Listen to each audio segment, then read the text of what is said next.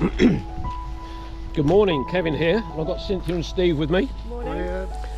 We are, despite the weather, at ancient Butser Ancient Farm in just near Cholton, near Petersfield, and we're here for demonstrations from different blacksmiths across the ages of blacksmithing.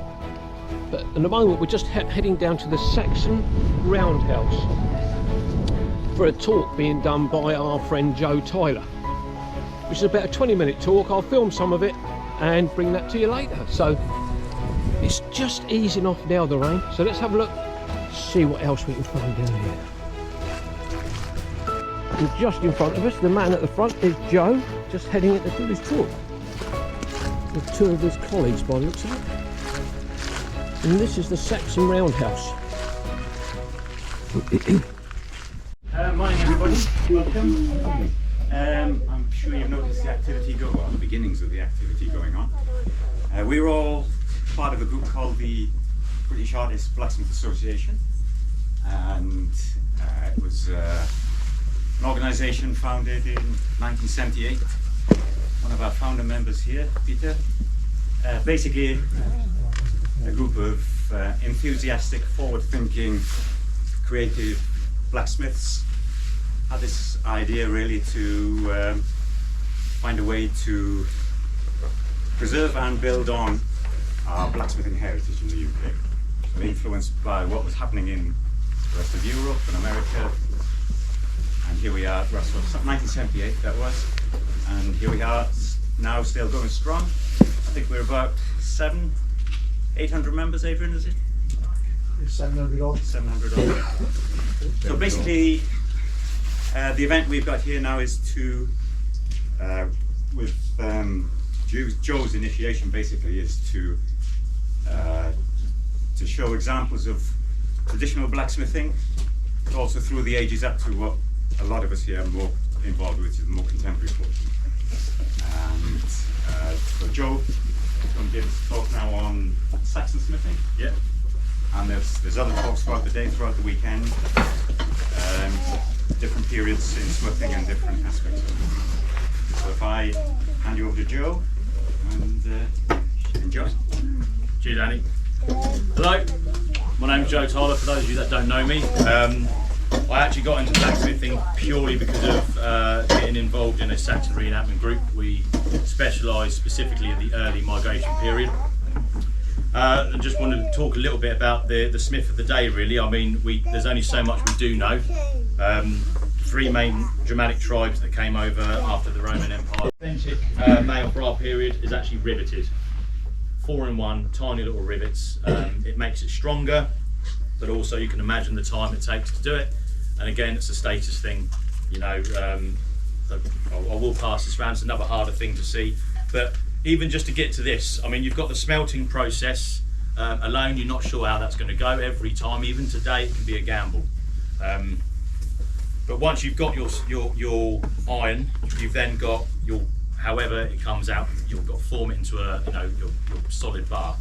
Then, through a series of basically plates with different holes in that go down to the thickness of the wire you want, you've got to heat the bar up, pull it through, heat it up, pull it through, keep doing that until you get your wire thickness. And then once you've got that wire thickness, you wrap it around the dimension that you need that you want the links to be, and then you let that cool down. You split every one off with a chisel. You've got then your individual links, then you've got to cross them over, you've got to flatten the ends, cross them over and punch your tiny little hole for then the rivet to go through. You can imagine that process even today would it's just like, it probably wouldn't be feasible today, but again, it would have probably been a production line, this kind of thing. So we're now heading up to Joe Tyler's smithy, where he's going to be doing a demonstration of all the different forms of Saxon smithing.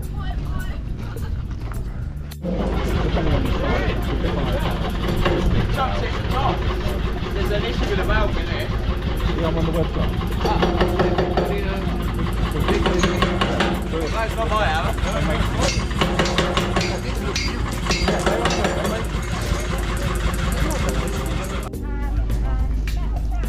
Just here they've got this length of, which I think is sweet chestnut, and I'm wondering if they might use this as a prop for inside one of the houses that they're building here. You can see all the linings on the floor there, but it looks like you've got a mixture of chestnut and sweet chestnut and silver birch. Certainly that bit down there and those 2 or 3 bits, that's sweet chestnut. But just to the right of me, you've got this building here which is being constructed here, and it's got a shingled roof and a lattice front.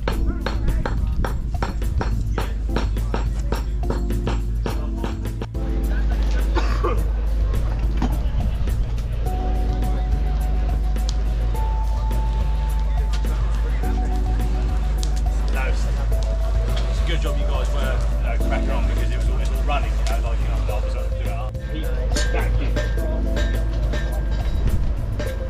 I got the frozen stuff stuck in my head.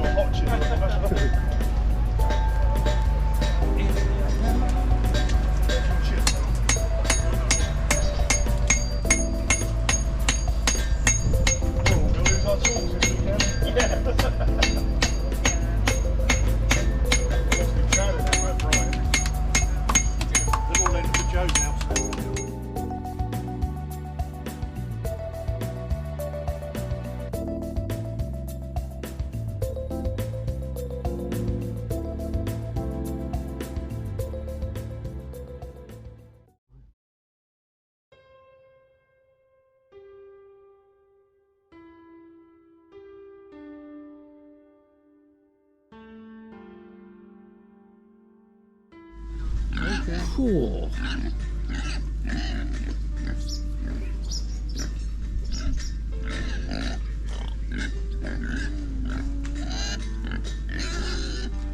Oh yeah, you want to face the camera? Yeah, probably eventually have to be replaced. Yeah. Dangerous, these fellows just sort of get lost in the rhythm and drift off. Look, you work. You've got your camera.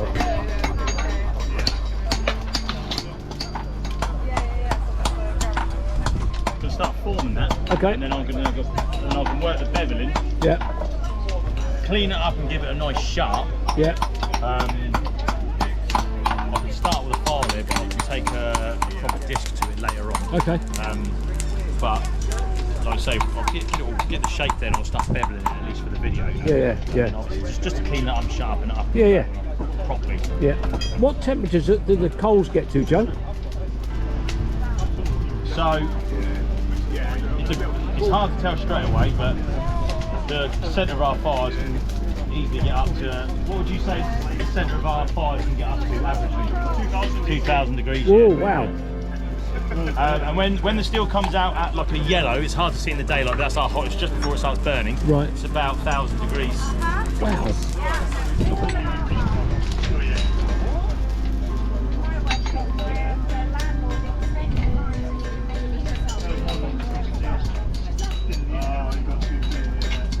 So Joe is now shaping the sickle. That's slight curve to it.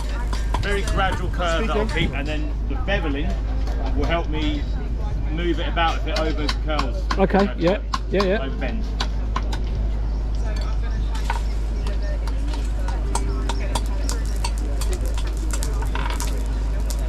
What I'll do is I'll keep a bit of thick spine behind it, Yeah. so it's got a bit of weight, Yeah. and a sort of a wedge cut, so it hopefully acts a little bit more. Yeah. Do you remember? What I like about farming and gardens is they don't change, like going out, they don't need to.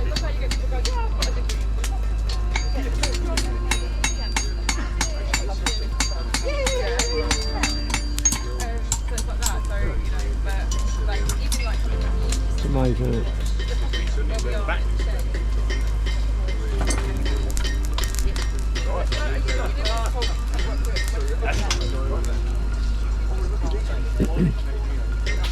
Joe, during your talk, Somebody asked a question about blacksmiths back in the day for sort of royalty or something using a blacksmith. Would a blacksmith, would a royalty or higher sort of gentry, would they not have had their own blacksmith working for them? So, not in the time period that in the early Saxon time period, a little bit. You still would have had. I mean, like there's still high status work being done, so there would have been available to them. It's just more later on where there would have been more settled. Right. Sort of more restructured. Yeah. And there's no reason why a travelling smith wouldn't be in one area for a long time. Yeah. So that's pretty much like, you know, that's the generalisation of right, okay.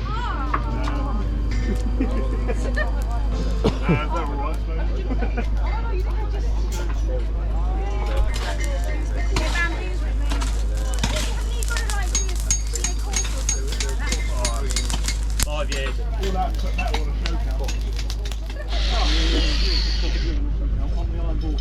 Okay, yeah. It's high, isn't it?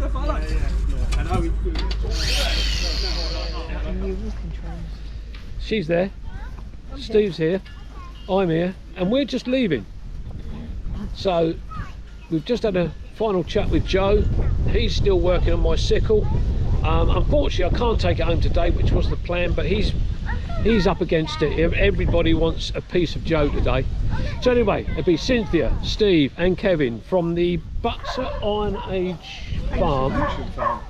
Ancient Farm, that's the place. Saying bye-bye, we'll see you on the next one. Bye-bye. Bye. You have to go out this way. Hi everybody, my name's Lara. If you've enjoyed watching Kevin's video today, then please follow him on social media, like this video and subscribe to his channel. Thank you.